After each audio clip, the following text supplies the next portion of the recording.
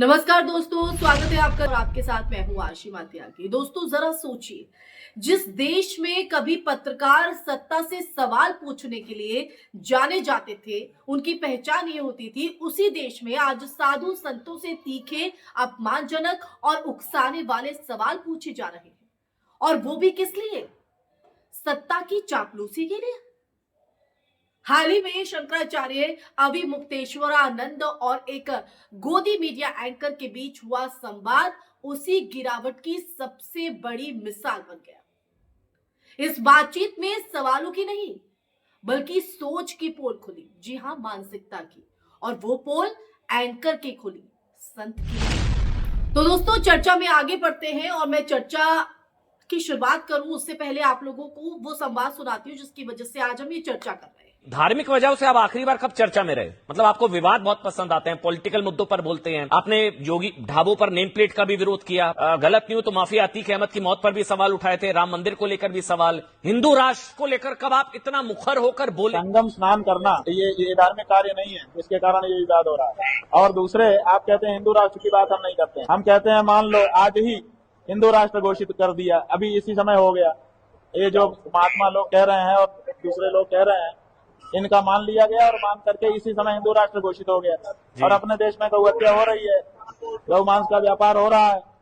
तो आप बताइए, कल जब सवेरे सूरज उगेगा तो हिंदू राष्ट्र में गौ हत्या होती रहेगी कि नहीं होगी? जी सर, पहले गौ हत्या बंद करेंगे तब ना हिंदू राष्ट्र बनाएंगे। वो तो 10 साल की सजा हिंदू का राष्ट्र प्रावधान बना भी किया करके गया उसमें है। गौ हत्या जो करेंगे। कानून है, बताओ, तो जिसको हिंदू राष्ट्र बनाना होगा तो पहले गौ हत्या बंद करेगा कि पहले हिंदू राष्ट्र बनाएगा? अतीक अहमद को लेकर के हमने वक्तव्य दिया था, बिल्कुल दिया था। किसी भी देश में जब शूट करके न्याय होने लगेगा, वो गुंडा था, बदमाश था, बिल्कुल सही है, लेकिन अगर क्या उसको शूट करके, क्या उसको 2 दिन के लिए एक मुकदमा चला करके, मुकदमे का नाटक करके 2 दिन में उसको फांसी नहीं चढ़ाया जा सकता था? अंग्रेज लोग तो करते थे कि टेबल लगा करके वहीं पे मजिस्ट्रेट को बैठा देते थे, 2 मिनट में उनका मुकदमा हो जाता था और फांसी चढ़ा देते थे। आज तक उनके ऊपर उंगली नहीं उठी। लोग कहते हैं कि साहब उन्होंने आदेश किया था, उसके आधार पर फांसी हुई। तो क्या अतीक अहमद को एक अलग कोर्ट बैठा करके 2 दिन में मुकदमा चला करके फांसी नहीं दी जा सकती थी? लेकिन जब शूट आउट करके आप निर्णय करने लगेंगे तो उससे न्याय कमजोर होगा, न्याय व्यवस्था कमजोर होगी कि मजबूत होगी? इसलिए हमने अपने न्याय व्यवस्था को कमजोर न होने देने के लिए ये कहा था कि आपके पास दूसरी रेमेडी है। अतीक अहमद से हमारी रिश्तेदारी नहीं थी, ना है और न किसी गुंडे से होगी रिश्तेदारी। तो दोस्तों, आपने सुना, ये संवाद सुना। अब घटना के संदर्भ पर आते हैं। टीवी स्टूडियो में बैठे एक एंकर ने जिस अंदाज में शंकराचार्य अभी मुक्तेश्वरानंद से सवाल किए, उन पर सवाल दागे, वो पत्रकारिता कम और अभियोजन ज्यादा लग रहा था। सवालों का उद्देश्य जानकारी पाना नहीं, बल्कि किसी तय नैरेटिव को थोपना था। वो नैरेटिव जो सत्ता के पक्ष में हो और हर असहमत आवाज को कटघरे में खड़ा करे। लेकिन इस बार मामला उल्टा पड़ गया। शंकराचार्य जी ने ना गुस्सा दिखाया, ना अपशब्द बोले, बस तर्क, शास्त्र और संविधान की भाषा में जवाब दिए, बस उसी का इस्तेमाल किया। नतीजा, एंकर की रेल बन गई। अब ये रेल कैसे बनी? क्योंकि एक साधु संत से इस तरह के सवाल, उससे इस तरह का संवाद, ये कहीं ना कहीं सवाल खड़े करता है। क्योंकि जिस देश में साधु संतों को पूजा जाता है, वहां उन पर ये सवाल कर देना, उन पर प्रश्न चिन्ह खड़ा कर देना, ये कहीं ना कहीं सवाल खड़ा करता है। और वो है ये कि पत्रकारिता बनाम दलाल। ये घटना सिर्फ एक बहस नहीं है, ये भारतीय मीडिया की मौजूदा हालातों का आईना है। पत्रकारिता का धर्म है सत्ता से सवाल, समाज के हर वर्ग की आवाज को जगह और तथ्यों के आधार पर चर्चा। लेकिन गोदी मीडिया ने इस धर्म को त्याग कर सत्ता प्रवक्ता की भूमिका अपना ली है।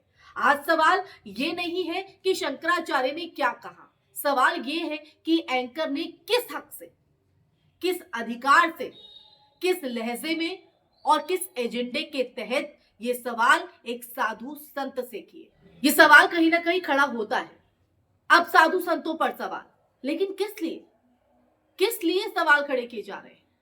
ध्यान दीजिए दोस्तों, जब कोई संत सरकार की तारीफ करता है, तब वही मीडिया वही मीडिया उसे राष्ट्रवादी और सच्चा सनातनी बताती है। लेकिन जैसे ही कोई संत सत्ता से असहज सवाल पूछता है, महंगाई, बेरोजगारी, सामाजिक अन्याय या धर्म के राजनीतिक इस्तेमाल पर, उसे तुरंत कटघरे में खड़ा कर दिया जाता है। शंकराचार्य अविमुक्तेश्वरानंद के साथ भी यही हुआ दोस्तों। उनका अपराध बस इतना था कि उन्होंने सत्ता के पक्ष में स्क्रिप्ट नहीं पढ़ी, बस इतना कसूर था।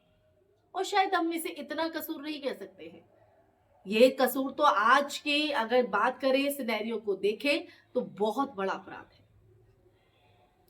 अब आते हैं मोदी भक्ति और मीडिया के पतन पर।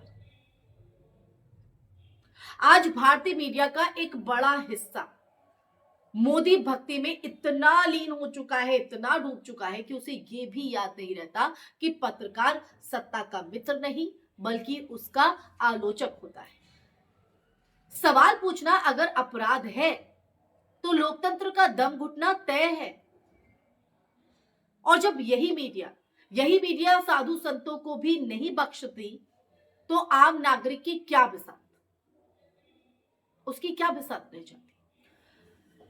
अब शंकराचार्य के जवाब पर आते हैं, और ये जवाब क्यों चुभा।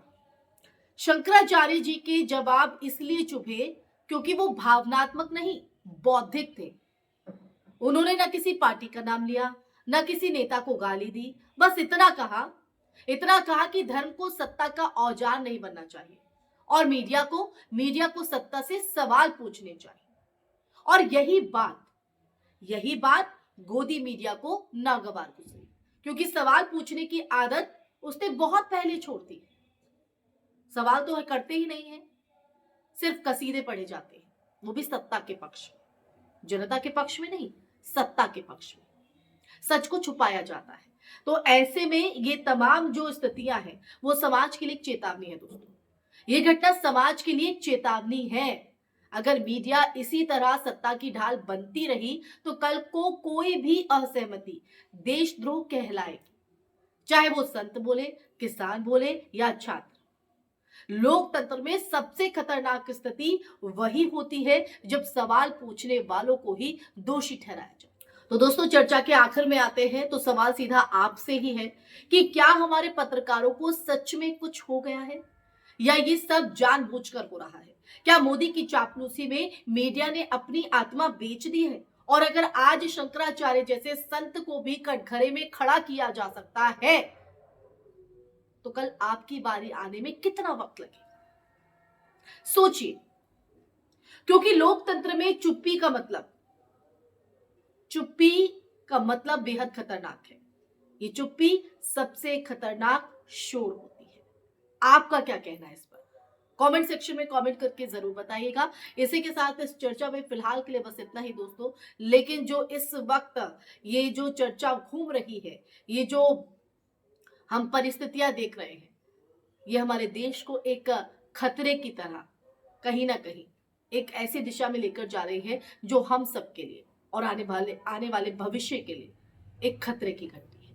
इसी के साथ इस चर्चा में फिलहाल के लिए बस इतना ही। ये चर्चा आपको कैसी लगी, इस पर आपके क्या विचार हैं, जरूर कमेंट सेक्शन में कमेंट करके बताइएगा दोस्तों। फिर हाजिर होंगी ऐसी ही चर्चा लेकर, ऐसा ही सच का संवाद लेकर आपकी आवाज को बुलंद करने के लिए। तब तक के लिए मुझे इजाजत दीजिए। अपना ख्याल रखिए। जय हिंद, जय भारत, नमस्कार।